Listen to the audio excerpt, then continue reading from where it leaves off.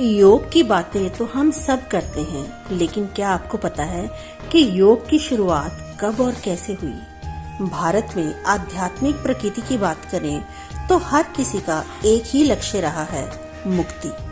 आज भी हर व्यक्ति मुक्ति शब्द का अर्थ जानता है। कभी सोचा है ऐसा क्यों? दरअसल इस देश में आध्यात्मिक विकास और मानवीय चेतना को आकार देने का काम सबसे ज्यादा एक ही शख्सियत के कारण है। जानते हैं वह कौन है? वह है शिव। आदि योगी शिव ने ही इस संभावना को जन्म दिया कि मानव जाति अपने मौजूदा अस्तित्व की सीमाओं से भी आगे जा सकती है। संसारिकता में रहना है, लेकिन इसी का होकर नहीं रह जाना। अपने शरीर और दिमाग का हर संभव इस्तेमाल करना है, लेकिन उसके कष्टों को भोगने की जरूरत नहीं। कहने का मतलब ये है कि जीने का एक और भी तरीका है। हमारे यहाँ योगिक संस्कृति में शिव को ईश्वर के तौर पर नहीं पूजा जाता। इस संस्कृति में शिव को आदि योगी माना जाता है। ये शिव ही थे जिन्होंने मानव मन में योग का बीज बोया। योग विद्या के मुताबिक 15,000 साल से भी पहले शिव ने सिद्धि प्राप्त की और हिमालय पर एक प्रचंड और भाव विभोर कर देने वाला नृत्य किया।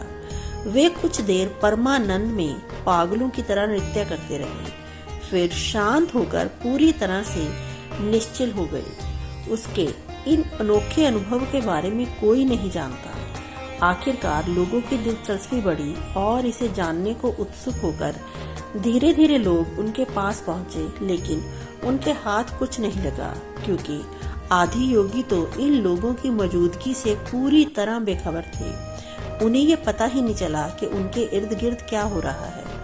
उन लोगों ने वही कुछ देर इंतजार किया और फिर थक हार कर वापस लौट आए। लेकिन उन लोगों में से 7 लोग ऐसे थे जो थोड़े हठी थे। उन्होंने ठान लिया कि वे शिव से इस राज को जानकर ही रहेंगे, लेकिन शिव ने उन्हें नजरअंदाज कर दिया। अंत में उन्होंने शिव से इस रहस्य के बारे में बताने की प्रार्थना की। शिव ने उनकी बात नहीं मानी और कहने लगे, मूर्ख हो तुम लोग। अगर तुम अपनी स्थिति में लाखों साल भी गुजार दोगे तो भी इस रहस्य को नहीं जान पाओगे। इसके लिए बहुत ज्यादा तैयारी की आवश्यकता है। यह कोई मनोरंजन नहीं है। ये 7 लोग भी कहाँ पीछे हटने वाले थे। शिव की बात को उन्होंने चुनौती की तरह लिया और तैयारी शुरू कर दी। दिन, सप्ताह, महीने, साल गुजरते गए और ये लोग तैयारियां करते रहे, लेकिन शिव थे कि इन्हें नजरअंदाज ही करते जा रहे थे। 84 साल की लंबी साधना के बाद ग्रीष्म संक्रांति के शरद संक्रांति में बदलने पर पहली पूर्णिमा का दिन आया, जब सूर्य उत्तरायण से दक्षिणायन में चले गए।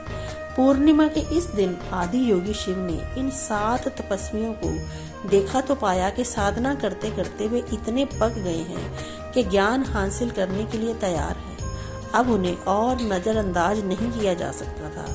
शिव ने उन 7 को अगले 28 दिनों तक बेहद नजदीकी से देखा और अगली पूर्णिमा पर उनका गुरु बनने का निश्चय किया। इस तरह शिव ने स्वयं को आदि गुरु में रूपांतरित कर लिया। तभी से इस दिन को गुरु पूर्णिमा कहा जाने लगा। केदारनाथ से थोड़ा ऊपर जाने पर एक झील है जिसे कोति सरोवर कहते हैं। इस झील के किनारे शिव दक्षिण दिशा की ओर मुड़कर बैठ गए और अपनी कृपा लोगों पर बरसानी शुरू कर दी। इस तरह योग विज्ञान का संचार होना शुरू हो गया।